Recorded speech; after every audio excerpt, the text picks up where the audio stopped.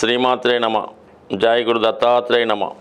ఈ వీడియోలో మనం కర్కాటక రాశి వారికి బాధక గ్రహం గురించి తెలుసుకుందాం. సరే, బాధకుడు అంటే జాతకుడిని అనుక్షణం గమనిస్తూ ఎప్పుడు చిన్న పొరపాటు జరిగినా ఇబ్బంది పట్టే విధంగా బాధక గ్రహం వ్యవహరిస్తూ ఉంటుందన్నమాట.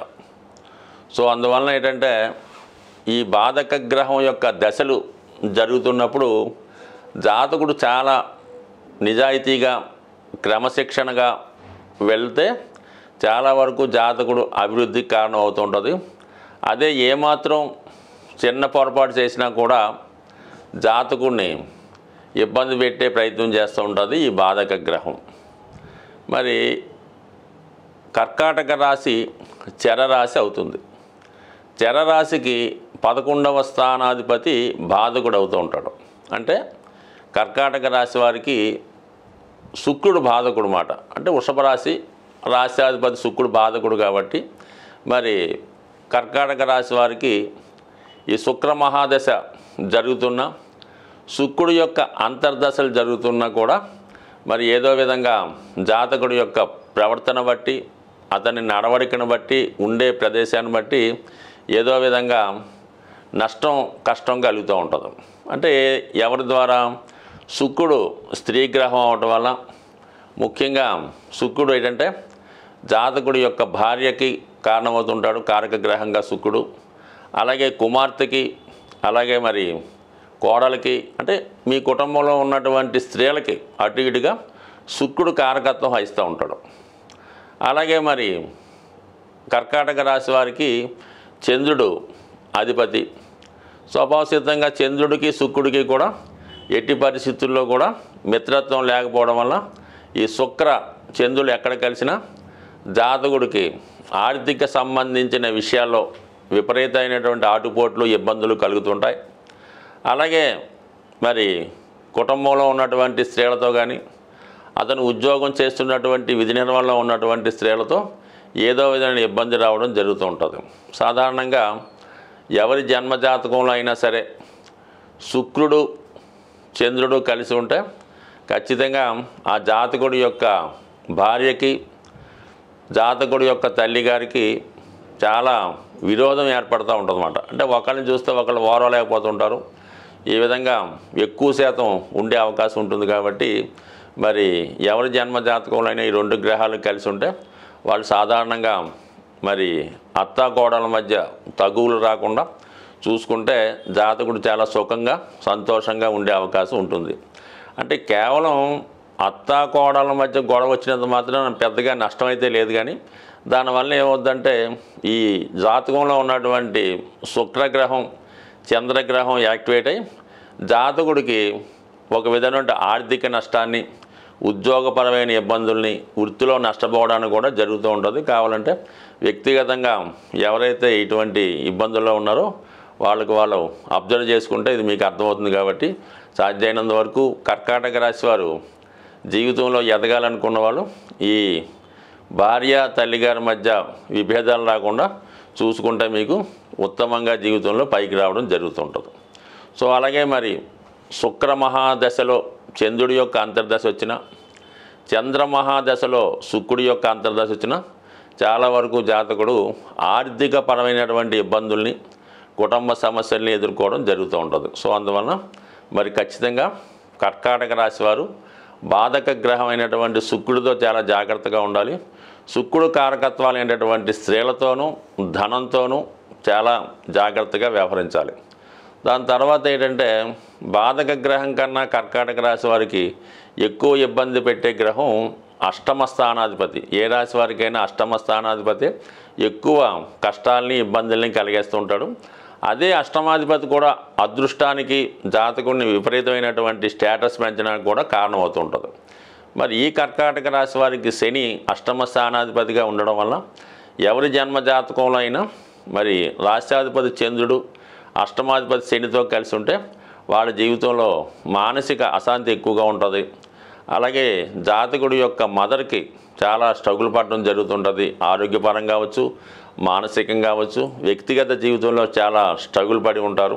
ఫర్ ది సేమ్ టైం జాతకుడు కూడా ఇటువంటి ఇబ్బందికి గురవుతూ ఉంటాడు అనమాట. మదర్ ఏ విధంగా స్ట్రగుల్ పడుతుందో ఆ విధంగా జాతకుడు కూడా స్ట్రగుల్ పడే అవకాశం ఉంది. అయితే కొన్ని సందర్భాల్లో జాతకుడికి ఇదే కాంబినేషను ఉద్యోగరీత్యా ఇతర ప్రాంతానికో విదేశానికి కూడా తీసుకెళ్లే అవకాశం ఉంటుంది. But all of the sudden ఉద్యోగపరంగా కూడా అనుకోకుండా మధ్యలో ఉద్యోగం ఇబ్బంది కలగడం కానీ, ఉద్యోగానికి ఇబ్బంది కలగడం కానీ, ఉద్యోగం పోవడం కానీ కూడా జరుగుతుంటుంది. అంటే సాధారణంగా చంద్రుడు రాశ్యాధిపతే కదా, లగ్నాధిపతే అనుకుంటాడు. కానీ ఏ భావం మనకి సక్సెస్ అవ్వాలన్నా చంద్రుడి యొక్క స్థితి ఖచ్చితంగా ఉండాలన్నమాట. అది ఉద్యోగమైనా ఇబ్బంది అవ్వచ్చు, అభివృద్ధి రావచ్చు, సప్తమ భావం అవ్వచ్చు, లగ్నం అవ్వచ్చు, ఏదన్నా అన్నిటికీ కూడా లగ్నాధిపతి కారకుడు అవుతుంటాడు. కాబట్టి ఎట్టి పరిస్థితిలో కూడా మరి రాష్ట్రాధిపతి చంద్రుడితో మరి శని భగవానుడు కలిసినప్పుడు ఉద్యోగపరమైనటువంటి ఇబ్బందులు, మానసిక వేదన కలిగే అవకాశం ఉంది. సో అలాగే మరి రాష్ట్రాధిపతిగా ఉన్నటువంటి చంద్రుడు శుక్రుడు కలిసినప్పుడు మనం ఇందా చెప్పుకున్నాం. ఈ బాధక గ్రహమైనటువంటి గురువుతో బాధక గ్రహమైనటువంటి శుక్రుడితో గురువు కలిసినా కూడా ఈ దశ అంతర్దశలో ఒక విధమైనటువంటి ఇబ్బంది ఏదో ఒక చికాకు తర్వాత జాతకుడికి కలిసి రావడం జరుగుతుంటుంది. సో సాధారణంగా ఏంటంటే ఈ బాధక గ్రహమైనటువంటి శుక్రుడు ఏ గ్రహంతో కలిసినా ఆ గ్రహానికి సంబంధించినటువంటి స్ట్రగులు, ఇబ్బంది రావడం జరుగుతూ ఉంటుంది. సాధారణంగా మరి ఒక విధంగా సర్వ సౌఖ్యాలకి, ఆనందానికి కారణమైనటువంటి శుక్రుడే జాతకుడిని ఇబ్బంది పెడుతుంటాడు. కాబట్టి సాధారణంగా మరి కర్కాటక రాశి వారు మరి వారి యొక్క జీవితంలో అభివృద్ధి చెందాలంటే శుక్రగ్రహ అనుగ్రహం కోసం లక్ష్మీ అమ్మవారిని నిరంతరం పూజ చేసుకోవడం వల్ల మరి శుక్రుడు పెట్టే సమస్యల నుంచి బయటపడి హ్యాపీగా, ఆనందంగా ఉండే అవకాశం ఉంది. రాశి చక్రం ప్రకారం ప్రతి ఒక్క రాశికి బాధక గ్రహం ఉంటుంది, అష్టమాధిపతి ఉంటాడు. అలాగే అష్టమాధిపతితో కలిసిన గ్రహాలు ఉంటాయి. 22వ ద్రాక్షాణపతి ఉంటాడు, 64వ నవాంశపతి ఉంటాడు. ఈ విధంగా అనేక గ్రహాలు మరి జన్మజాతకంలో ప్రతి రాశి వారికి ఏదో ఒక ఇబ్బంది కలిగించే గ్రహాలు ఈ విధంగా ప్రతిదానికి ఉండడం జరుగుతుంది. అయితే ఏదైనా ఈ నవగ్రహాలు కూడా మానవుడి యొక్క జీవితాన్ని పరిశీలిస్తూ అతను అభివృద్ధికి కారణమవుతుంటాయి. అతను ఏమాత్రం దోవ తప్పిన పనిష్మెంట్ ఇవ్వడానికి కూడా సిద్ధంగా ఉంటాయి. కేవలం శని భగవానుడు ఒక్కడే కష్టాలు కలిగిస్తాడని, గురుగ్రహం మాత్రమే జీవితంలో అదృష్టాన్ని ఇస్తుందన్నమాట కేవలం 100కి 100 పాళ్ళు రాంగు. మరి అన్ని గ్రహాలు సహకరిస్తేనే జీవితంలో ఆ జాతకుడు జీవితంలో పైకి రావడం జరుగుతుంది. అయితే ఒక్కొక్క గ్రహానికి ఒక్కొక్క పోర్ట్ఫోలియో ఉన్నట్టు శుక్రగ్రహం వివాహ జీవితానికి, కుజుడు ధైర్య సాహసాలకి, శని క్రమశిక్షణకి, వృత్తికి, కర్మకి, బుధుడు విజ్ఞానానికి, వ్యాపారానికి, గురువు సంస్కారానికి, జ్ఞానానికి, ఇక రాహువు దురాశకి, ఈ ప్రపంచంలో ఉన్నటువంటి సమస్త సుఖాలు తనకే కోరుకోవాలనే ఒక డెమన్ ప్లానెట్.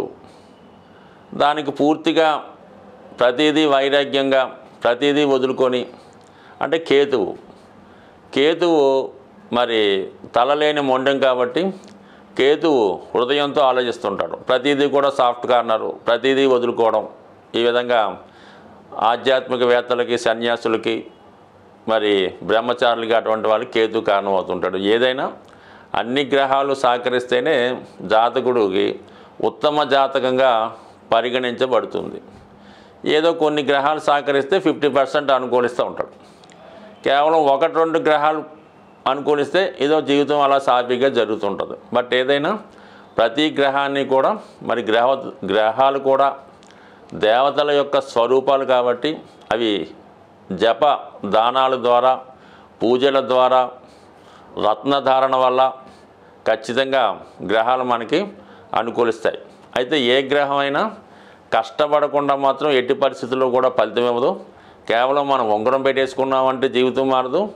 ఎవరికో ఒక 10,000 ఇచ్చి జపం చేయించామన్నా కూడా జీవితం మారదు. మనకి ప్రస్తుతం జీవన విధానంలో జాతకుడికి ఏది అవసరమైతే ఉంటుందో, సుమారుగా మనకి వివాహ ప్రయత్నం చేస్తున్నాడు, వివాహం కుదరలేదు.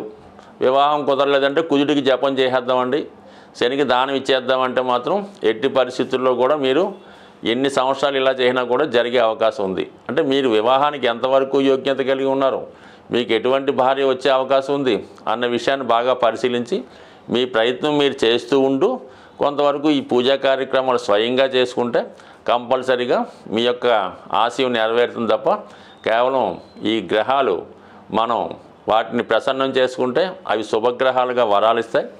వాటిని నిర్లక్ష్యం చేసి వాటికి సంబంధించిన తప్పు కార్యక్రమాలు చేస్తుంటే అవి బాధకుడుగా మరి జాతకుడి యొక్క పతనానికి కారణమవుతుంటాయి. స్వస్తి.